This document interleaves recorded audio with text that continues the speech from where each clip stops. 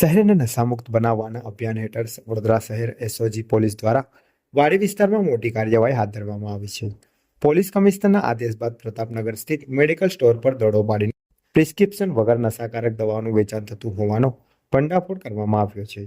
SOG police inspector બીડી જીત્યા અને તેમની ટીમ ફૂડ એન્ડ ડ્રગ્સ વિભાગના અધિકારીઓ સાથે મળીને આરવી દેસાઈ રોડ પર આવેલા પ્રતાપનગર મેડિકલ ખાતે ટ્રેપ ગોઠવ્યો હતો.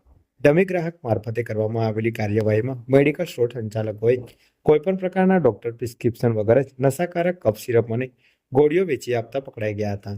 આ બાદ સ્ટોરની સઘન તપાસ દરમિયાન મોટી માત્રામાં નશાકારક દવાનો જથ્થો જપ્ત કરવામાં આવ્યો હતો. વધુમાં ફૂડ એન્ડ ડ્રગ્સ વિભાગ દ્વારા સ્ટોક રજિસ્ટરની તપાસ કરતા જાણવા મળ્યું કે સંચાલકો દ્વારા કોઈપણ પ્રકારનું સ્ટોક રેકોર્ડ જાળવવામાં આવતું ન હતું, જે ગંભીર ઉલ્લંઘન ગણાય છે. પોલીસની આ કાર્યવાહી બાદ હવે સંબંધિત મેડિકલ સ્ટોર સામે કાયદેસરની કાર્યવાહી શરૂ કરવામાં આવી છે.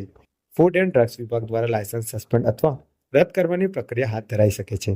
આ દરોડા બાદ શહેરના અન્ય ગેરકાયદેસર પ્રવૃત્તિ કરતા મેડિકલ સ્ટોર સંચાલકોમાં ફફડાટ ફેલાયો છે.